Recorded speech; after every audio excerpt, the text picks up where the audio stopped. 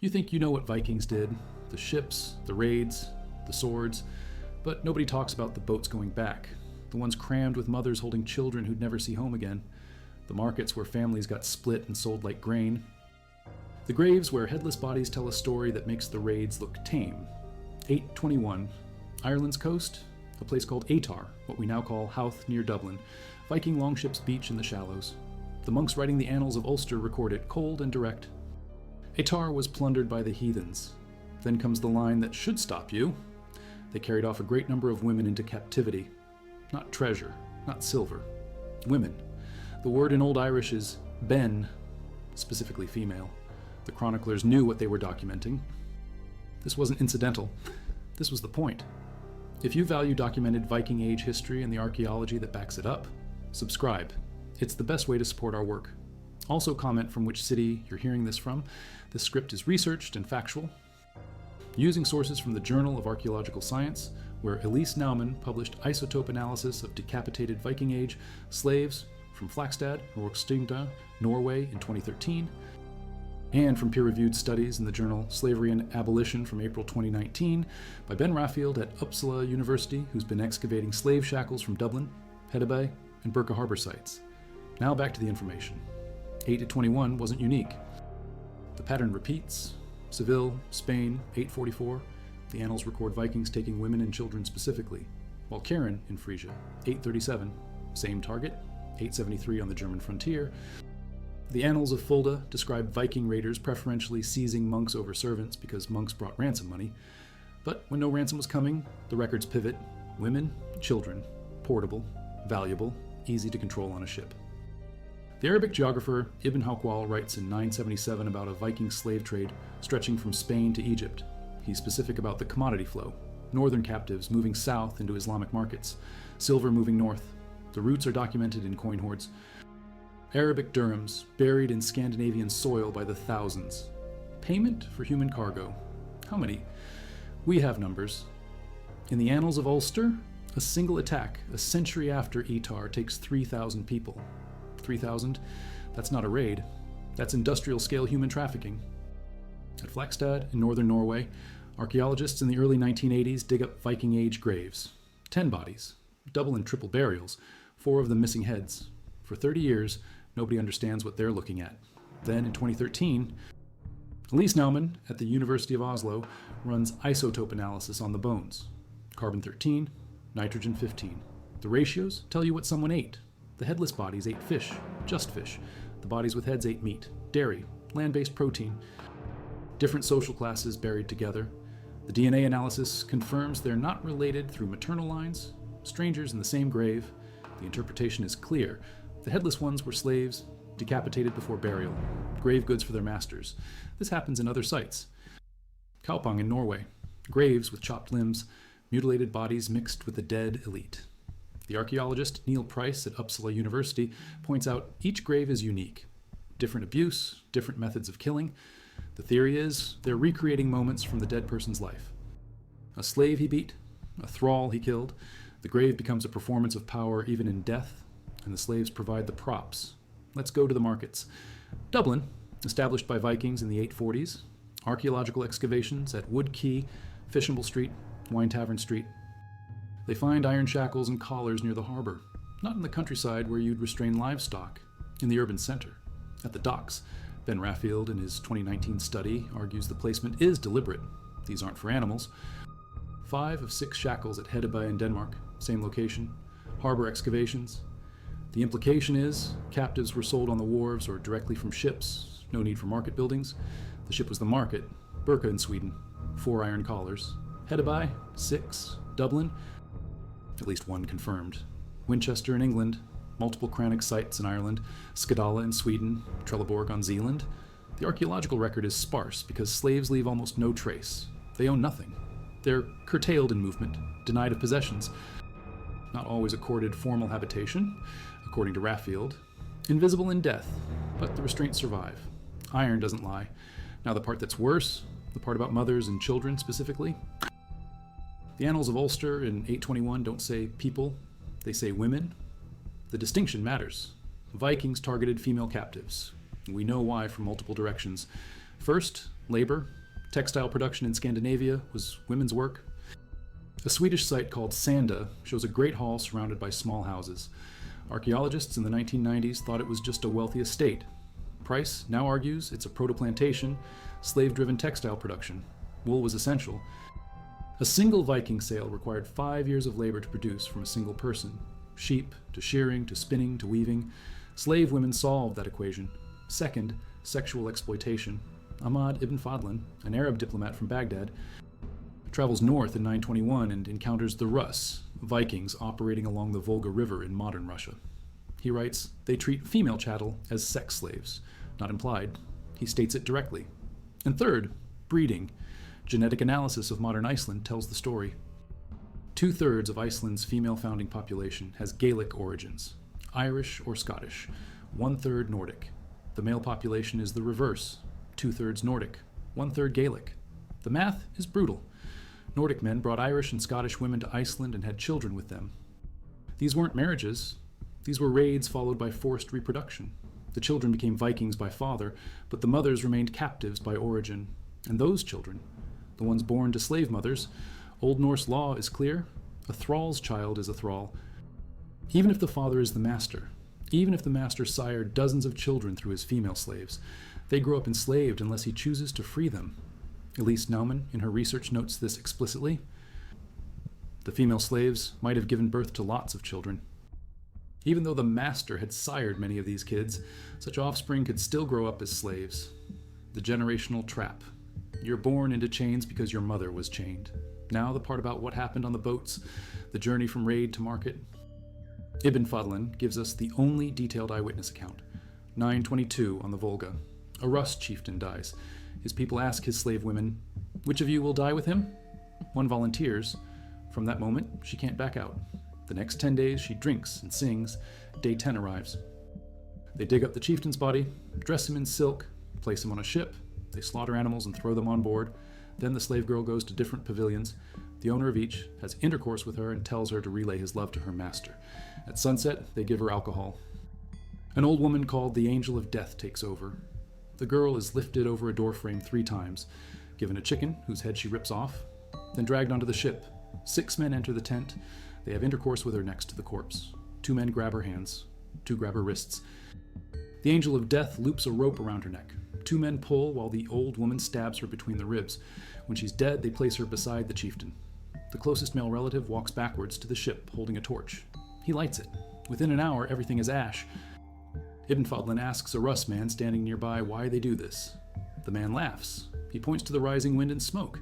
He says their god sent the wind to carry the dead to paradise quickly. He mocks Muslim burial practices, putting bodies in the ground where worms eat them. The Rus man is proud of their method, and Ibn Fadlan writes it all down. His account is from 922, published to Western audiences in 1823. The details match archaeological evidence from graves across Scandinavia, where female bodies show signs of violent death mixed with male burials. Back to the children. The graves tell us more. Flakstad, Norway. The headless bodies Naumann studied. At least 3 confirmed, probably 4. The isotope analysis shows they ate only fish. Poor quality protein. Marine-based diet. The elite buried with them ate meat and dairy. Land-based protein. The food distribution reflected social hierarchy. Slaves ate what was cheap and available. Masters ate what was valuable and controlled. And here's where it gets specific to children. Naumann's research shows dietary differences between adults and children even in the same household. The explanation is fostering. Viking age. Children were sometimes placed with lower status families, servants, slaves. The child would eat what that household ate. The isotope values in their bones prove it. You can track a person's life cycle through their teeth and bones. The strontium tells you where they grew up. The carbon and nitrogen tell you what they ate at different ages. The patterns show movement through social classes. A child born free might eat like a slave if fostered to a thrall's household. A slave's child would never eat like a free person. The scale of the system. Historians estimate 10% of Viking age Scandinavia's population were thralls. 10%. That's not a small underclass. That's a foundational labor force. The entire economic structure depended on it. The Swedish Rus at Bulgar on the Volga sold slaves by the shipload into Islamic markets. The Dublin fleet operated as a slave trafficking hub from the 840s onward.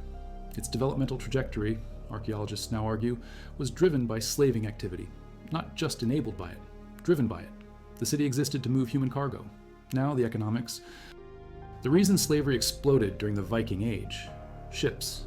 The need for ships created the need for slaves.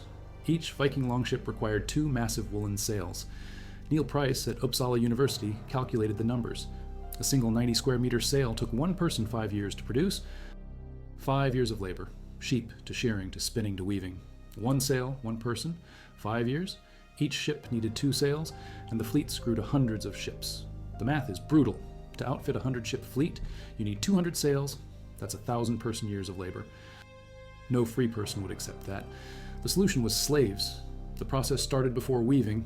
Land had to be converted to pasture. Sheep needed raising. The wool needed shearing, cleaning, carding, spinning into thread, then the weaving.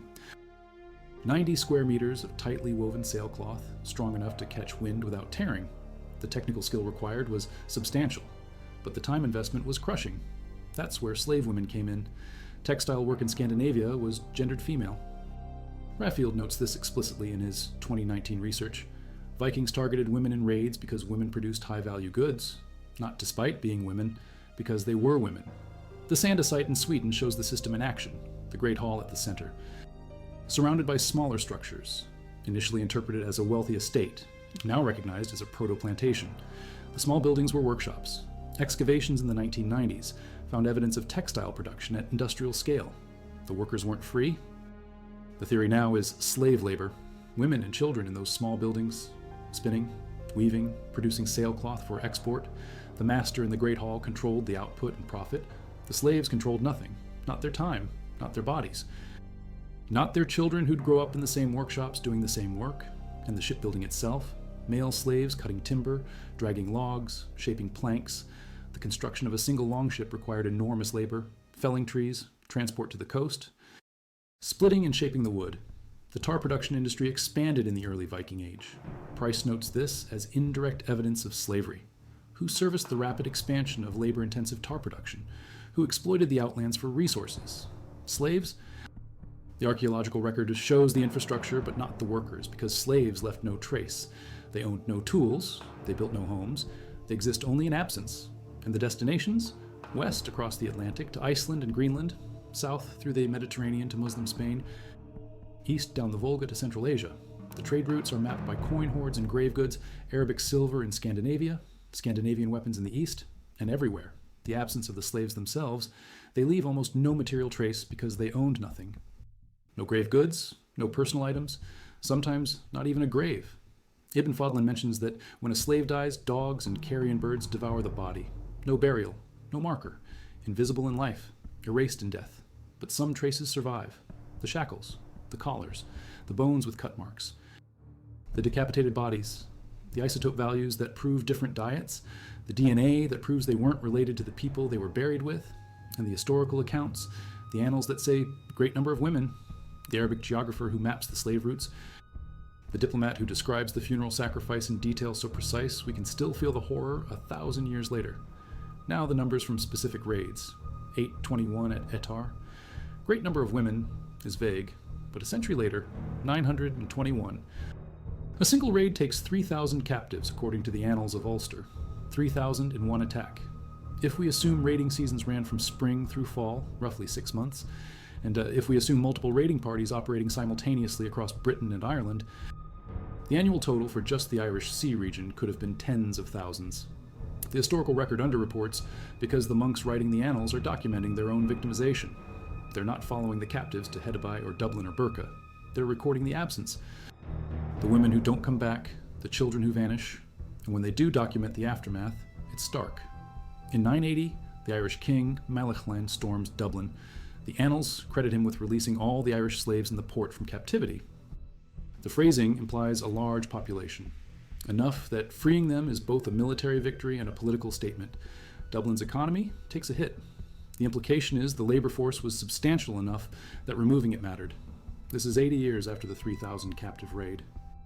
The slave population had time to reproduce. Second-generation thralls born in Dublin to Irish mothers, children who'd never seen Ireland, slaves by birth. Let's talk about the fate of mothers specifically. Once on the boat, once sold, what happened? The sources are fragmentary but consistent. Sexual exploitation was systematic. Ibn Fadlan doesn't soften it, he describes it as routine. The funeral sacrifice includes ritualized rape before the killing. The implication is this was normal treatment. The slave girl's body was public property, and if she survived the initial brutality, if she wasn't killed in a burial ritual, she faced permanent servitude. A 14th century poem, likely dating from the end of the Viking era, lists thrall names: bastard, sluggard, stumpy, stinker, lout. The language reflects contempt. These aren't people. They're property with degrading labels. A thrall couldn't own anything, couldn't inherit anything, couldn't leave anything.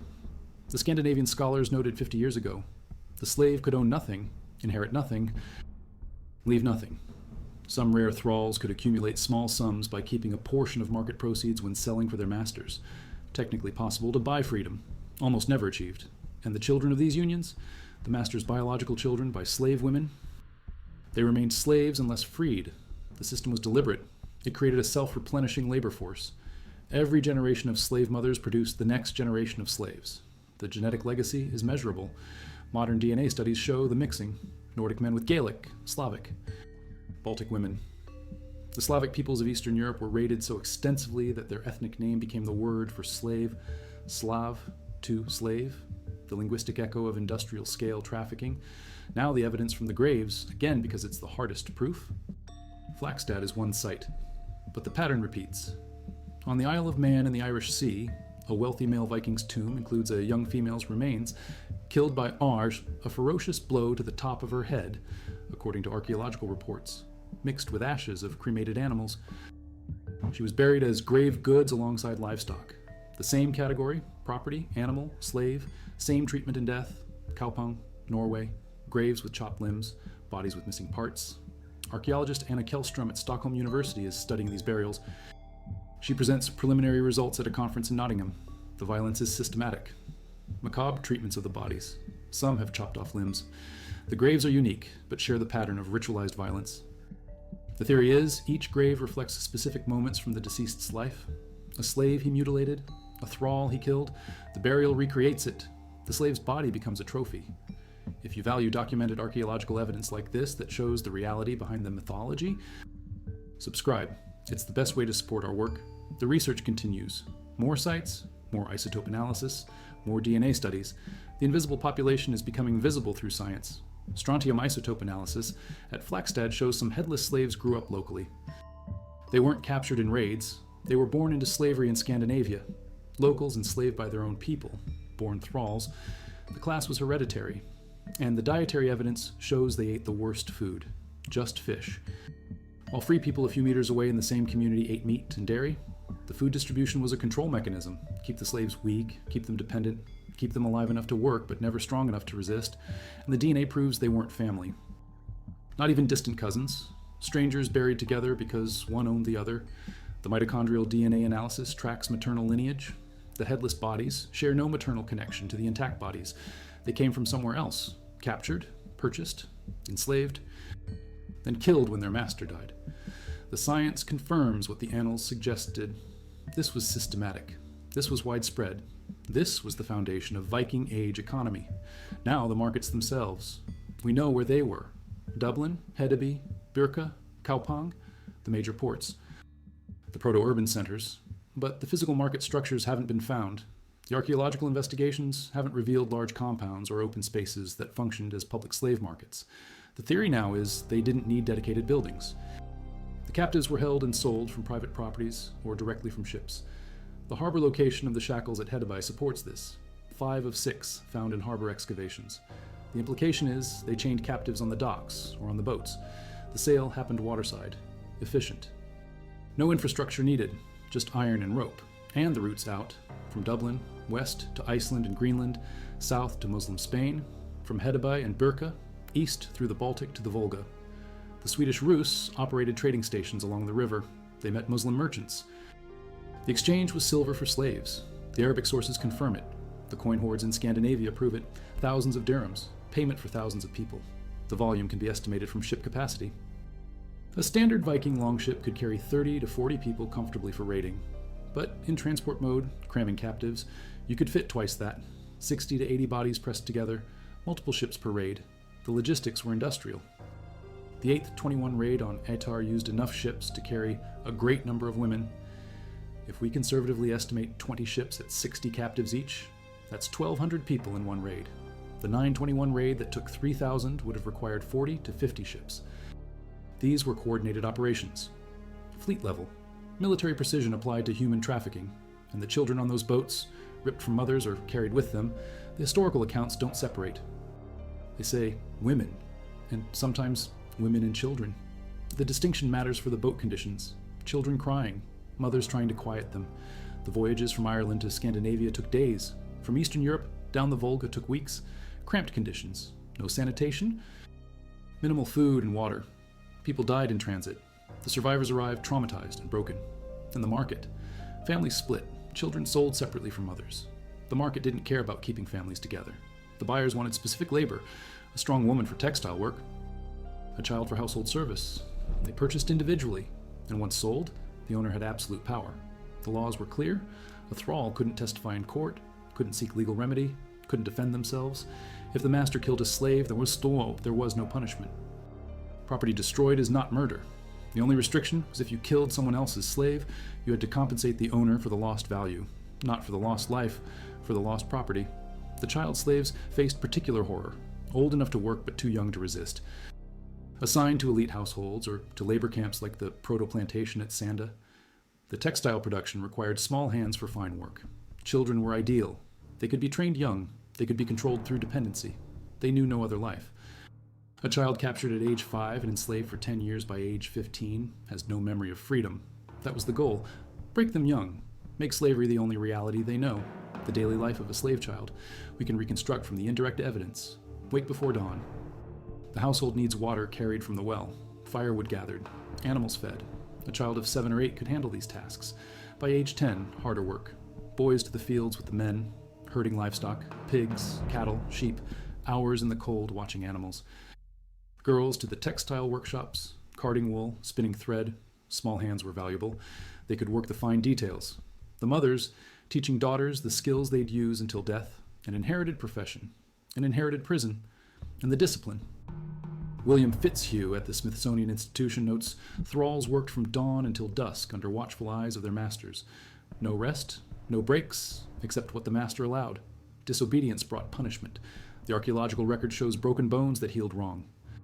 Evidence of beatings, limbs that were fractured and never set properly. Children with growth patterns that show malnutrition.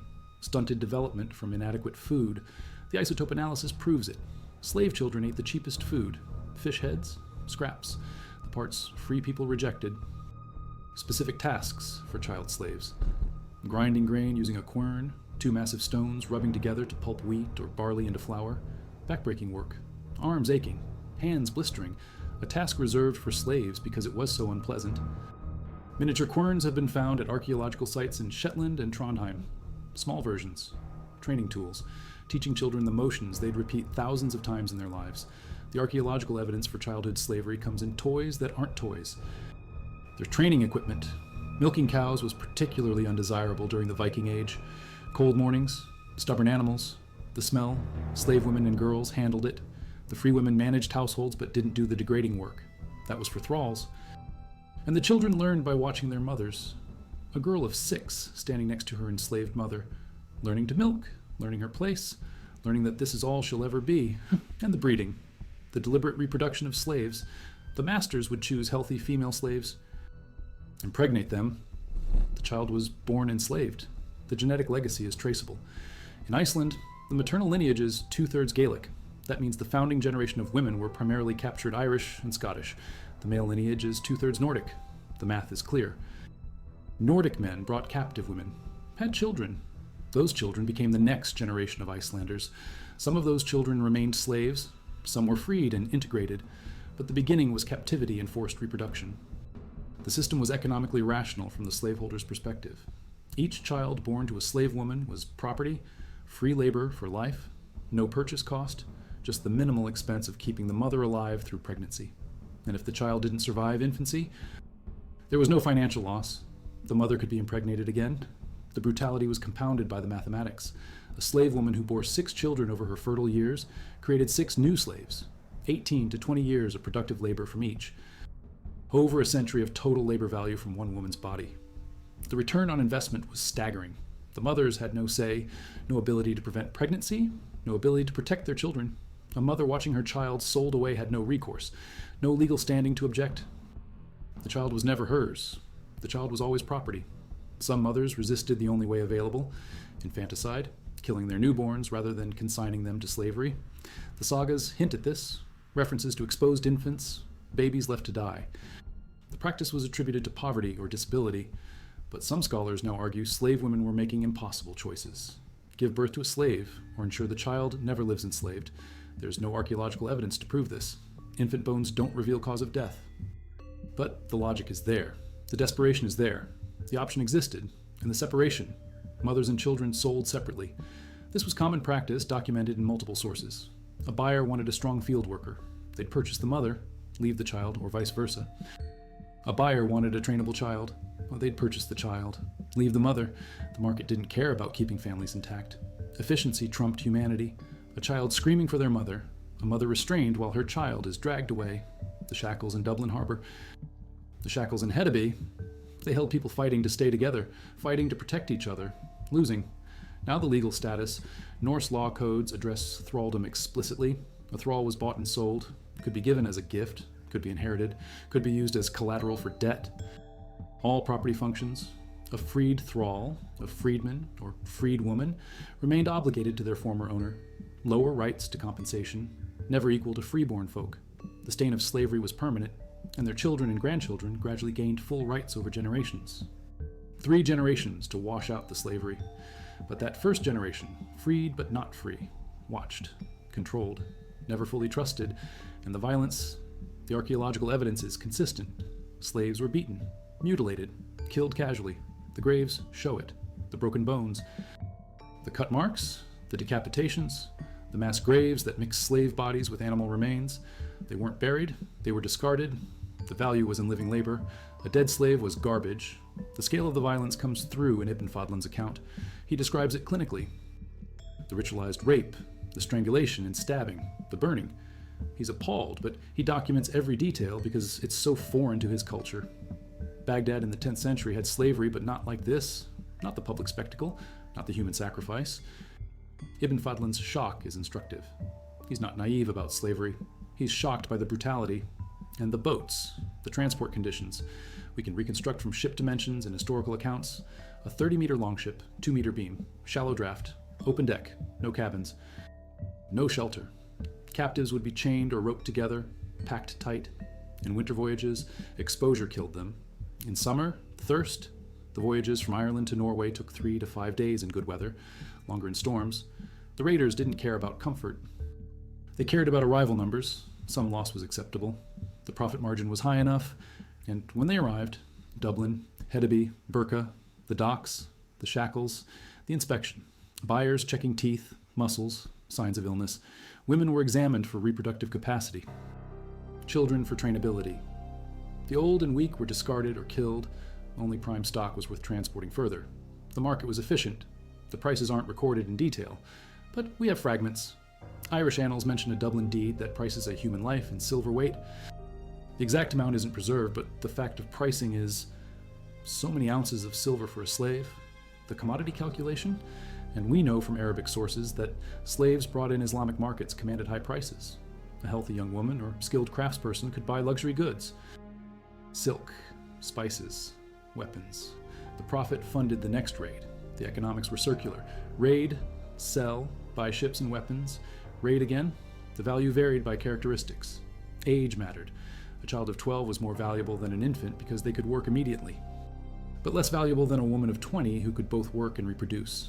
Health mattered. Any visible illness or injury dropped the price. Skills mattered most for certain buyers. A woman who could weave complex patterns commanded premium prices. A man who could work metal or build ships was worth more than a field laborer. The inspection process was invasive. Buyers examined teeth for age and health, checked for scars or deformities, felt muscles to assess strength. For women, the examination included reproductive capacity. The slave markets weren't just dehumanizing, they were veterinary. Buyers purchased humans using the same criteria they'd use for livestock. And resistance. Not all slaves accepted their condition. The Icelandic Book of Settlements tells of a revolt by Irish slaves in the early settlement days. The escapees were all killed in that account, but the fact that it's recorded means it happened more than once.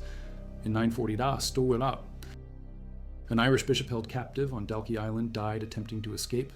The chronicles note his death because he was high status. The countless unnamed slaves who tried and failed left no record. But the attempts happened. The structures of control prove it. The shackles. The constant supervision Fitzhugh documents. The violence used to maintain order. You don't need those systems unless people are resisting. Some thralls did achieve freedom. The mechanisms were limited. A master could grant manumission as a reward for exceptional service or loyalty. A thrall could theoretically buy freedom by saving the small portions they were sometimes allowed to keep from market sales. The reality is, it almost never happened. The deck was stacked against freedom, and even when freed, the former slave remained bound to their former owner. Lower rights in law, perpetual obligations. The stain didn't wash off.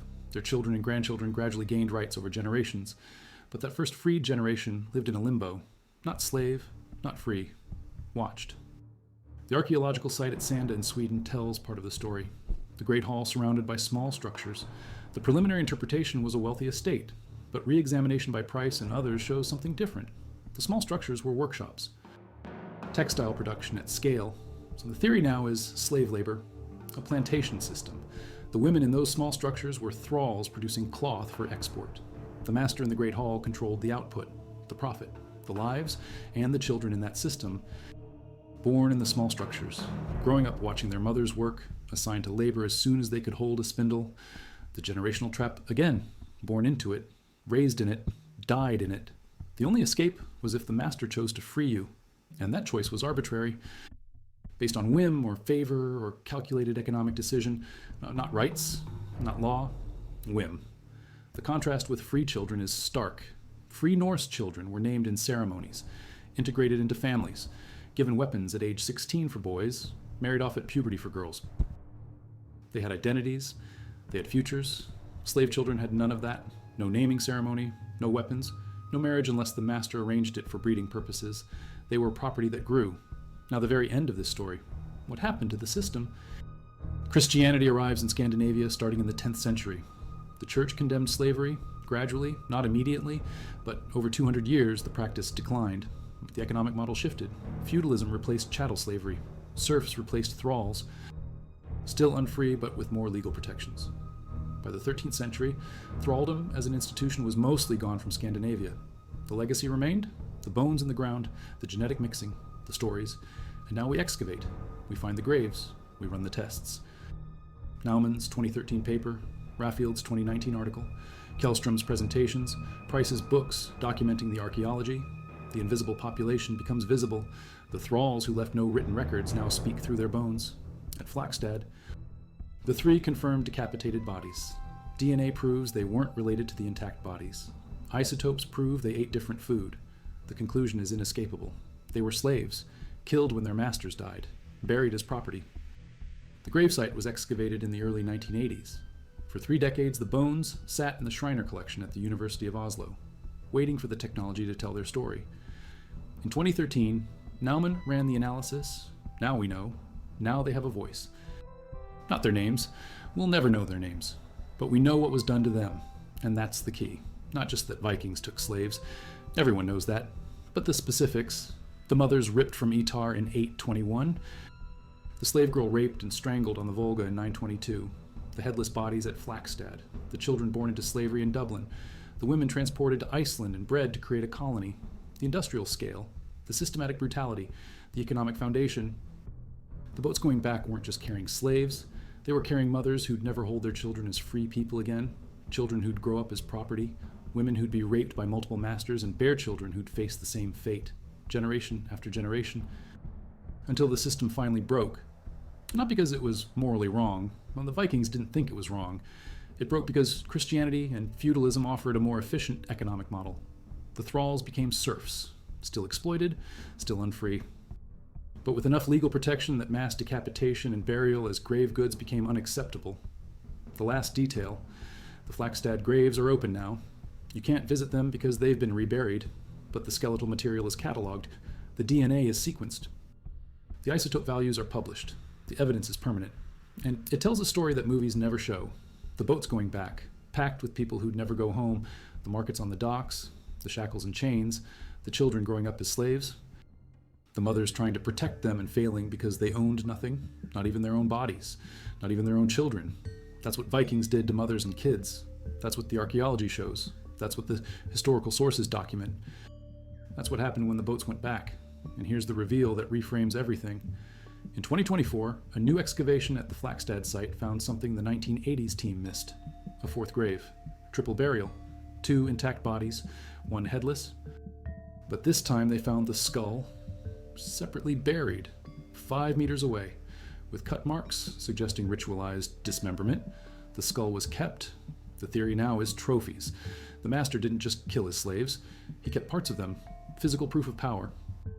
The skull was found in a pit with burned wood and animal bones, a separate ritual space.